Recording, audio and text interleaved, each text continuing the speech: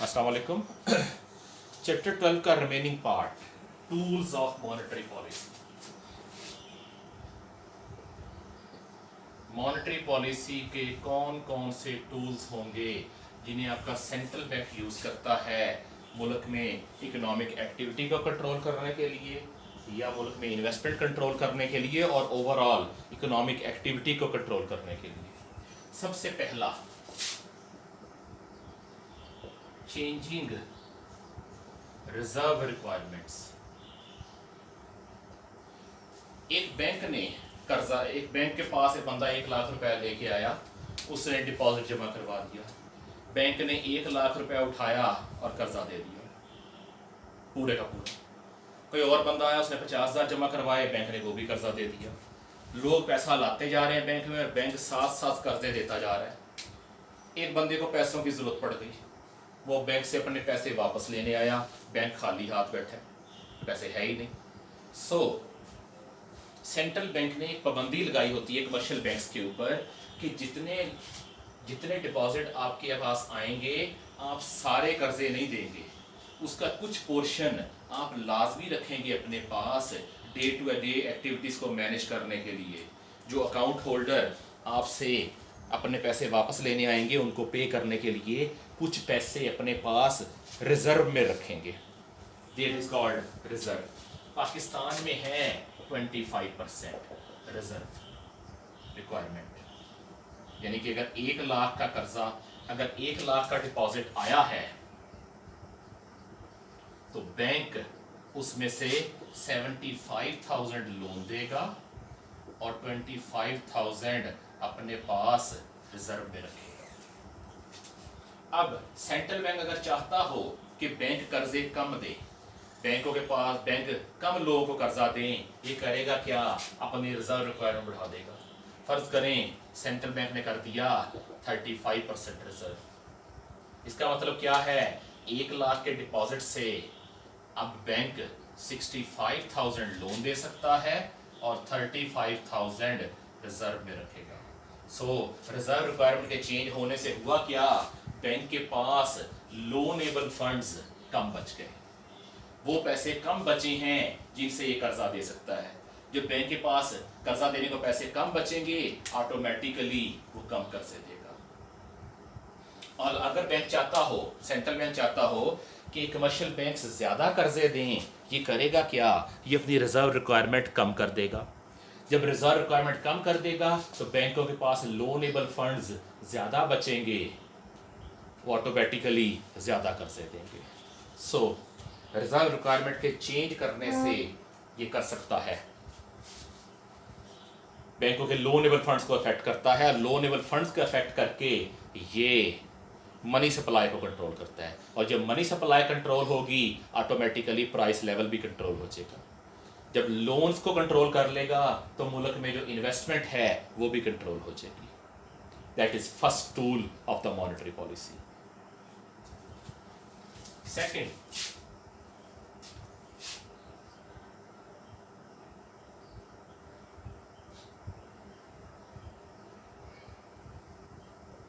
Open market operations.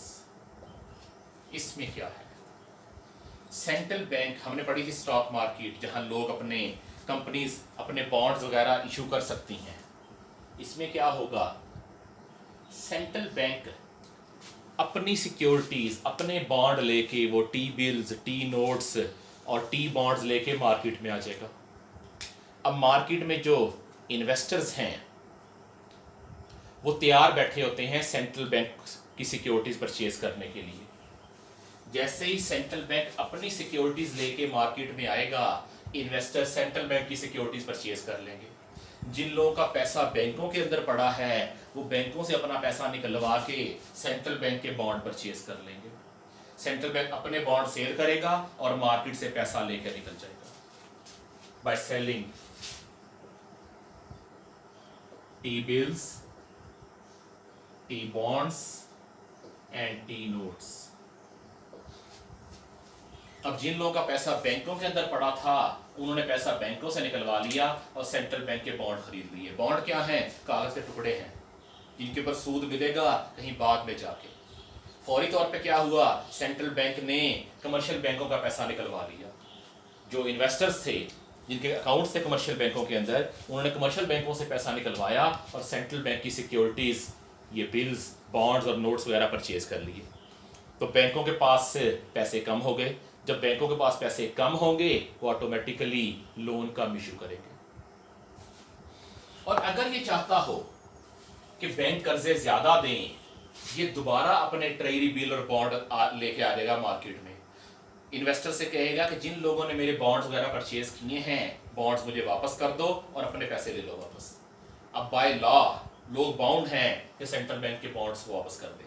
वैसे भी आमतौर पे सेंट्रल बैंक ज्यादा इंटरेस्ट रेट ऑफर करता है। फर्ज करें अगर से बॉन्ड इशू किया था 10% पे, तो फिर ये लालच ये देता है कि बॉन्ड मुझे पहले वापस कर दो और मैं आपको 10 की जगह 12% इंटरेस्ट पे कर दूंगा। जब ये बॉन्ड इशू करेगा तो मार्केट में मनी सप्लाई कम कर देगा। मनी सप्लाई के कम होने से बैंकों के पास लोनेबल फंड्स कम बचेंगे। और अगर इसे मनी सप्लाई बढ़ानी हो तो ये अपने बॉन्ड वापस परचेज कर लेगा, पैसा लोन को वापस कर देगा। Third, discount rate policy. बैंकों ने मुख्तलिफ सिक्योरिटीज के अंदर इन्वेस्ट कर रखा होता है। एक बैंक के पास 1 लाख रुपए का बॉन्ड पड़ा है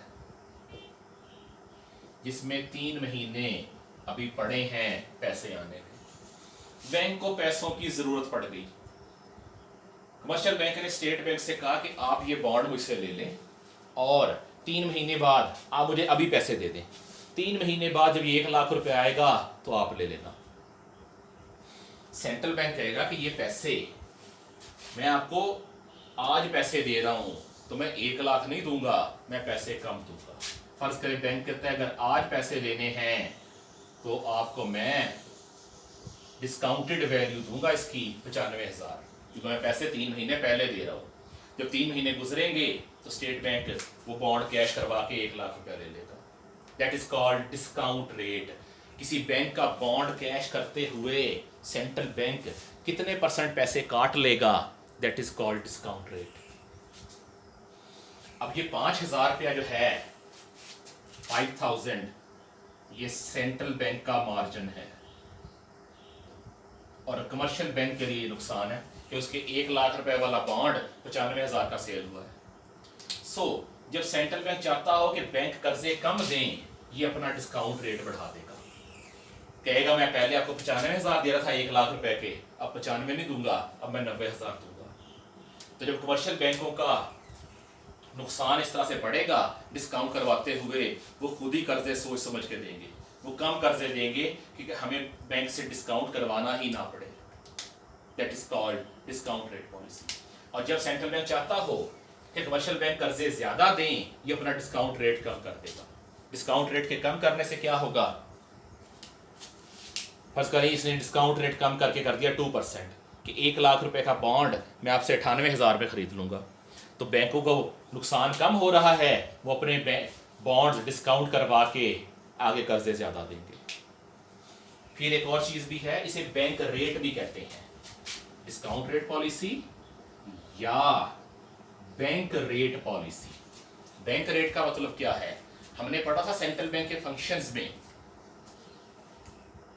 कि lender of the last resort. अगर किसी कमर्शियल बैंक को कर्जे की जरूरत होगी तो वो सेंट्रल बैंक से कर्जा ले सकता है। होगा क्या, अगर बैंक चाहता हो, बैंक रेट क्या है,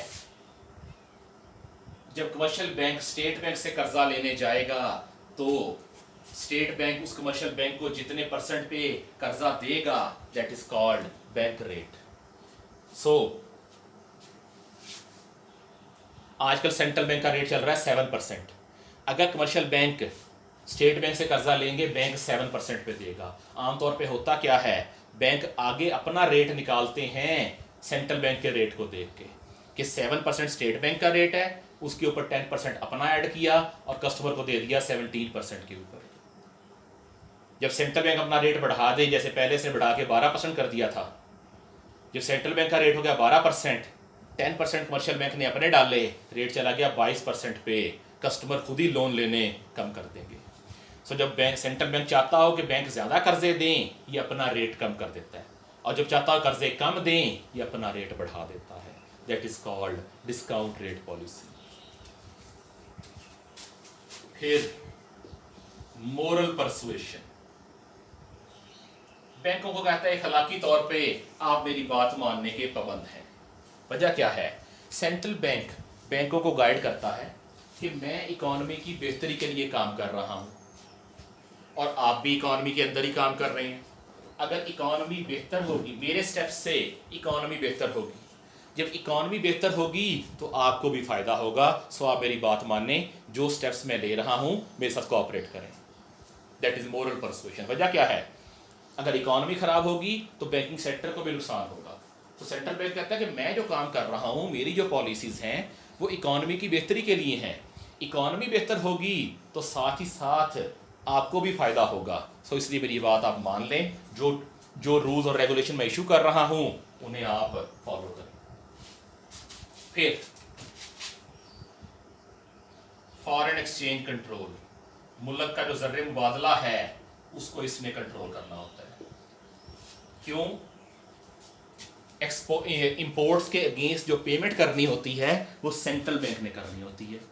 सो सेंट्रल बैंक पहले से अरेंजमेंट करके रखता है कि मैंने अगले साल में कितनी पेमेंट्स करनी है।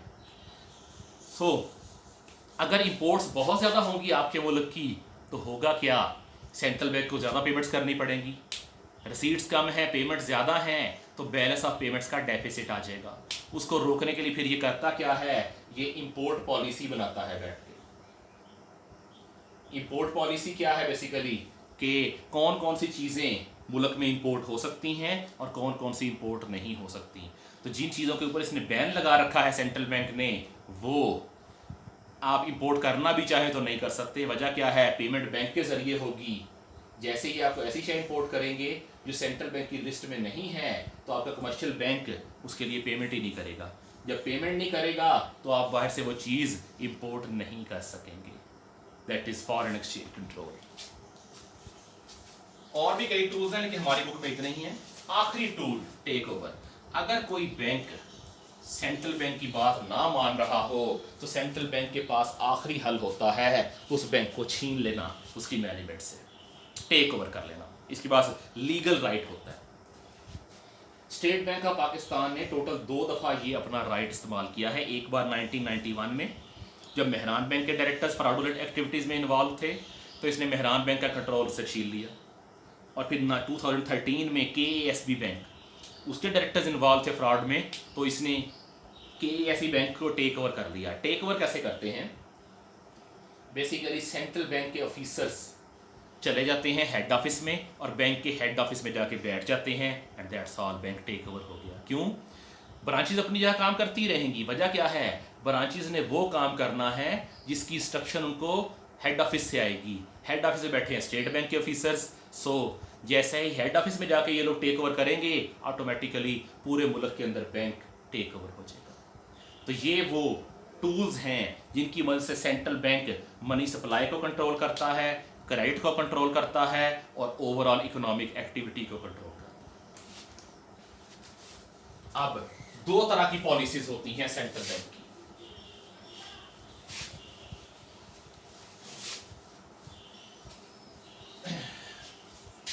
पहली है एक्सपेंशनरी या लूज मॉनेटरी पॉलिसी। एक्सपेंशनरी नाम से जाहिर है सेंट्रल बैंक इकोनॉमी को एक्सपेंड करवाना चाह रहा है, फैलाना चाह रहा है। उसके लिए करेगा क्या? ये डिस्काउंट रेट कम कर देगा, मुल्क के अंदर इंटरेस्ट रेट कम कर देगा। जब इंटरेस्ट रेट कम करेगा तो होगा क्या? लोग उधार लेके भी इन्वेस्ट करेंगे। ये है लॉन्ग रन एग्रीगेट सप्लाई कर, ये है शॉर्ट रन एग्रीगेट सप्लाई कर, ये है एग्रीगेट डिमांड कर, ये है एग्रीगेट डिमांड कर। फिलहाल आपकी इकोनॉमी है P1 पे और Y1 पे। ये डायग्राम हम दर्जनों बार बना चुके हैं। यहां आपकी इकोनॉमी ऑलरेडी है, सेंट्रल बैंक है एक्सपेंशनरी पॉलिसी पे जैसे आजकल है। ये करेगा क्या? ये इंटरेस्ट रेट कम कर देगा। इंटरेस्ट रेट कम करेगा, एक तो कंजप्शन बढ़ेगी, लोग सेविंग कम कर देंगे। दूसरा, आपके बिजनेसमैन, आपके इन्वेस्टर्स उधार लेके इन्वेस्ट करेंगे, इन्वेस्टमेंट बढ़ेगी। अब कंजम्पशन और इन्वेस्टमेंट दोनों के बढ़ने का इम्पैक्ट क्या आएगा? एग्रीगेट डिमांड ऊपर चली जाएगी। जब एग्रीगेट डिमांड ऊपर चली जाएगी, एक तो कीमतें बढ़ेंगी, लेकिन साथ ही साथ इकोनॉमी मूव करेगी टुवर्ड्स फुल एम्प्लॉयमेंट। इसी को हम कहते हैं इकोनॉमी एक्सपेंड कर गई है, इकोनॉमी फैल गई है।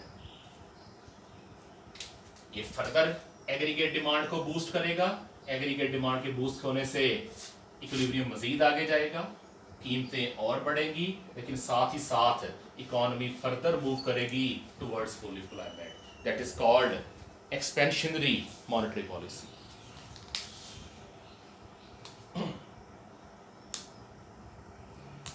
फिर इसी के उलट पॉलिसी आती है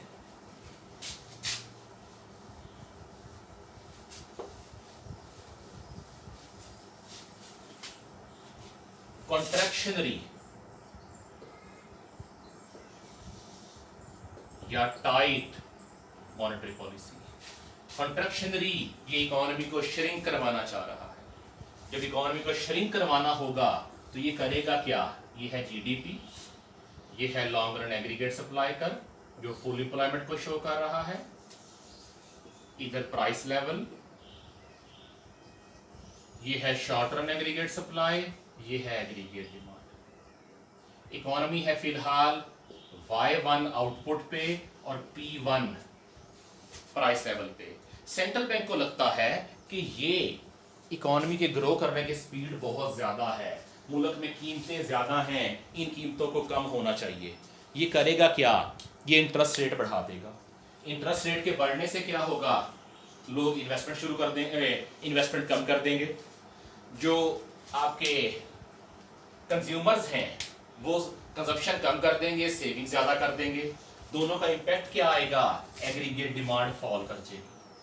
जब एग्रीगेट डिमांड फॉल करेगी, प्राइस लेवल भी कम हो जाएगा और economy will move away from full employment. Economy full employment से दूर जाना शुरू हो जाएगी। That is called tight monetary policy. Basically ये इंटरेस्ट रेट के जरिए एग्रीगेट डिमांड को कंट्रोल करेगा। ये दो तरह की मॉनेटरी पॉलिसी चलती है किसी भी कंट्री के अंदर। हमारा लास्ट टॉपिक इस चैप्टर का, that is limitations of monetary policy.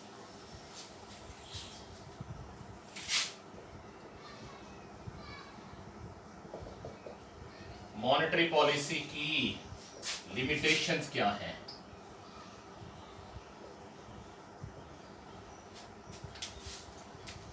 किन वजह से सेंट्रल बैंक की मॉनेटरी पॉलिसी मुकम्मल फ्रूटफुल नहीं होती या अपने मुकम्मल रिजल्ट नहीं दे पाती किसी भी मुल्क के अंदर? सबसे पहला, existence of non monetary sector.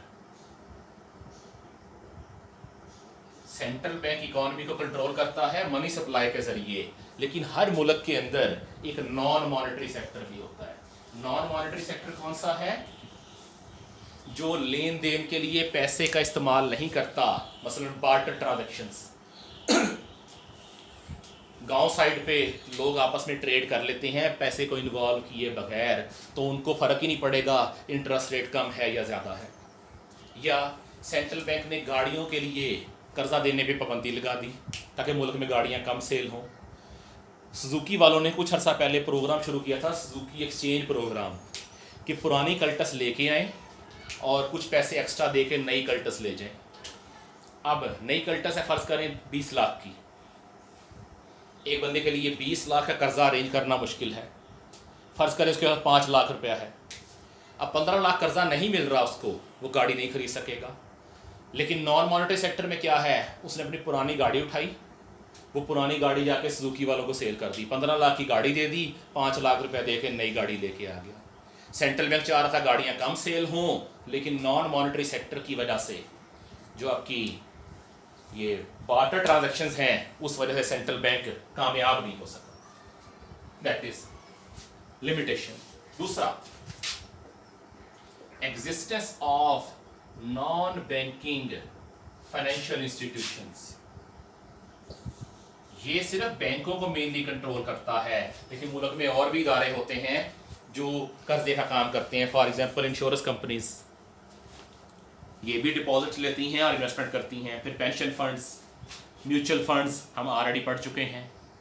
इसी तरह बाज़ लोग प्राइवेटली कर्जे देते हैं सूद के ऊपर। ऐसे लोग तकरीबन मुल्क के हर हिस्से में पाए जाते हैं जिनको अल्लाह ने पैसा ज़्यादा दे रखा होता है और ये सूद के ऊपर लोगों को कर्जा देते हैं। तो सेंट्रल बैंक की पॉलिसी इनके ऊपर अप्लाई नहीं होती। ये सेंट्रल बैंक की पॉलिसी चाहे टाइट हो चाहे लूज हो, ये अपनी मर्जी से लोगों को लोन्स वगैरह इशू करते रहते हैं। तीसरा, high liquidity in financial markets, यानी कि आपकी स्टॉक एक्सचेंज। सेंट्रल बैंक ने टाइट पॉलिसी रख दी कि बिजनेसेस को कर्जे नहीं देने, ताकि मुल्क में इंडस्ट्री कम लगे, इकोनॉमिक ग्रोथ की स्पीड कम हो जाए। कोई फर्म, उसका अच्छा नाम है मार्केट में, जिस तरह एंग्रो है, उसने अपने बॉन्ड इशू किए और स्टॉक मार्केट से जाके फंड अरेंज कर लिए। अब सेंट्रल बैंक ने तो बैंकों को रोका था कर्जे नहीं देने इंडस्ट्री लगाने के लिए, लेकिन उस फर्म ने क्या किया, उसने स्टॉक मार्केट से जाके फंड अरेंज कर लिए। तो सेंट्रल बैंक की पॉलिसी उतनी इफेक्टिव नहीं रही। हाई लिक्विडिटी का मतलब है कि कितने आराम से आप स्टॉक मार्केट में जाके कर्जा अरेंज कर सकते हैं अपने लिए, that is called high liquidity. फिर टाइम लैग, सेंट्रल बैंक की पॉलिसी बन के इंप्लीमेंट होने में और इस पॉलिसी के मुकम्मल रिजल्ट आने के दरमियान टाइम लैग इन्वॉल्व होता है। जिस तरह किसी गाड़ी को ब्रेक लगाते हैं तो रुकने के लिए चंद सेकंड का टाइम लेती है, इसी तरह जब सेंट्रल बैंक पॉलिसी बनाएगा और इंप्लीमेंट करेगा तो उसका रिजल्ट आने में टाइम लगेगा। वजह क्या है, इसने कहा है कि फर्ज करें चाह रहा है कि इंडस्ट्री कम लगे, तो होगा क्या, इसने इंटरेस्ट रेट बढ़ा दिया, लेकिन जिन लोगों ने अपनी फैक्ट्रीज ऑलरेडी स्टार्ट कर ली हैं वो तो नहीं रुकेंगे। उन्हें चाहे अब हाई रेट पे भी कर्जा देंगे, वो कर्जा लेके भी अपने ऑन गोइंग प्रोजेक्ट्स को कंप्लीट करेंगे।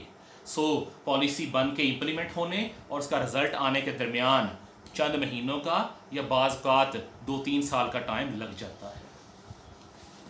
और आखिरी, नॉन कॉपरेशन, या इसे कह लें conflict of monetary and fiscal policy, के गवर्नमेंट और सेंट्रल बैंक की पॉलिसी एक दूसरे के खिलाफ चल रही है। कैसे? सेंट्रल बैंक की पॉलिसी कॉन्ट्रैक्शनरी है, गवर्नमेंट की एक्सपेंशनरी है। ये है जीडीपी, ये है प्राइस लेवल, ये है long run aggregate supply curve, YF को शो कर रहा है, ये है short run aggregate supply curve, ये है एग्रीगेट डिमांड कर्व। इकोनॉमी है E1 के ऊपर, Y1 यहाँ पे इकोनॉमी ऑलरेडी है। स्टेट बैंक को लगता है कि यहाँ इकोनॉमी ठीक नहीं है, हमें इकोनॉमिक ग्रोथ को स्लो करना चाहिए, इसने इंटरेस्ट रेट बढ़ा दिया। इंटरेस्ट रेट के बढ़ने से कंजप्शन कम हो गई और इंटरेस्ट रेट के बढ़ने से इन्वेस्टमेंट भी कम हो गई, आपकी एग्रीगेट डिमांड नीचे आ गई। ये काम किया सेंट्रल बैंक ने, एग्रीगेट डिमांड को कम कर दिया। एग्रीगेट डिमांड के पार्ट क्या होते हैं? C + I + G + X - M। Central bank ने कंजप्शन और इन्वेस्टमेंट को कम करवा दिया इंटरेस्ट रेट बढ़ा के, ताकि इकोनॉमी नीचे आ जाए। गवर्नमेंट ने क्या किया? गवर्नमेंट ने अपने एक्सपेंसेस इंक्रीज कर लिए, गवर्नमेंट ने एक्सपोर्टर्स को सब्सिडी दे दी ताकि एक्सपोर्ट्स बढ़ सकें। तो कंजम्पशन और इन्वेस्टमेंट के कम होने से एग्रीगेट डिमांड में कमी आई थी, गवर्नमेंट एक्सपेंडिचर के बढ़ने और एक्सपोर्ट्स के बढ़ने से एग्रीगेट डिमांड वापस चली गई। इकोनॉमी जो यहाँ P2 पे आनी थी वो वहीं की वहीं पे रुक गई। That is called conflict of fiscal and monetary policy. जब कन्फ्लिक्ट आ रही है तो ये बिल्कुल ऐसे ही होता है जैसे दो पार्टीज गाड़ी को अपोजिट साइड से धक्का लगा रही हैं, एक फ्रंट को पुश कर रहा है और बैक को पुश कर रहा है, होगा क्या? गाड़ी वहीं पे रुक जाएगी। तो बेसिकली गवर्नमेंट की पॉलिसी और सेंट्रल बैंक की पॉलिसी एक दूसरे के इफेक्ट को कैंसल आउट कर देंगी। ये भी एक लिमिटेशन है सेंट्रल बैंक की पॉलिसी की, मॉनेटरी पॉलिसी की। और इस चैप्टर की लास्ट डायग्राम, ये तो तब था जब सेंट्रल बैंक की पॉलिसी और गवर्नमेंट की पॉलिसी में कन्फ्लिक्ट है। अगर ये मिल के चलें तो इकोनॉमी के लिए क्या होगा। Well harmonised fiscal and monetary policy, कि अगर सेंट्रल बैंक और गवर्नमेंट आपस में कोऑपरेट करके चलें तो इकोनॉमी के लिए बहुत बेहतर होगा। कैसे? इधर है जीडीपी, ये लॉन्ग रन एग्रीगेट सप्लाई कर फुल एम्प्लॉयमेंट को शो कर रहा है। ये है शॉर्ट रन एग्रीगेट सप्लाई कर, ये है एग्रीगेट डिमांड कर। E1, P1, Y1। Economy full employment से काफी दूर है। सेंट्रल बैंक चाह रहा है कि इकोनॉमी को ग्रो करवाया जाए। इसने क्या किया? इसने इंटरेस्ट रेट कम कर दिया। इंटरेस्ट रेट के कम होने से कंजप्शन बढ़ेगी, इन्वेस्टमेंट बढ़ेगी, एग्रीगेट डिमांड बढ़ के यहां चली गई। इकोनॉमी यहां जानी चाहिए, प्राइस बढ़नी चाहिए। साथ ही गवर्नमेंट ने क्या किया? गवर्नमेंट ने प्रोड्यूसर्स को फैसिलिटेट करना शुरू कर दिया, मुल्क में इंडस्ट्रियल स्टेट बनाना शुरू कर दिए, प्रोड्यूसर्स को सब्सिडी देना शुरू कर दी ताकि लोग नई फैक्ट्रियां लगाएं। जब नई फैक्ट्रियां लगेंगे उससे क्या होगा? शॉर्ट रन एग्रीगेट सप्लाई भी बढ़ गई। सेंट्रल बैंक ये काम किया, सेंट्रल बैंक ने। गवर्नमेंट ने क्या किया? गवर्नमेंट ने प्रोड्यूसर्स को फैसिलिटेट करके एग्रीगेट सप्लाई भी बढ़ा दी। तो जो इक्विलिब्रियम यहां आना था वो यहां आ गया E2 के ऊपर। प्राइस लेवल अपनी जगह पे है और इकोनॉमी तेजी से मूव करेगी towards full employment. Central bank ने एग्रीगेट डिमांड को बूस्ट किया है, गवर्नमेंट ने एग्रीगेट सप्लाई को बूस्ट किया है। तो दोनों एक दूसरे के इफेक्ट को सपोर्ट करेंगी। एग्रीगेट डिमांड के बढ़ने से भी इकोनॉमी आगे को मूव करेगी, शॉर्ट रन एग्रीगेट सप्लाई के बढ़ने से भी इकोनॉमी आगे को मूव करेगी। तो चूंकि एग्रीगेट डिमांड और एग्रीगेट सप्लाई का राइज सेम है, सो प्राइस लेवल सेम रहेगा। मुल्क में महंगाई नहीं आएगी, लेकिन आपकी इकोनॉमी तेजी से मूव करेगी towards full employment. This is all about chapter number 12। अल्लाह हाफ़िज़।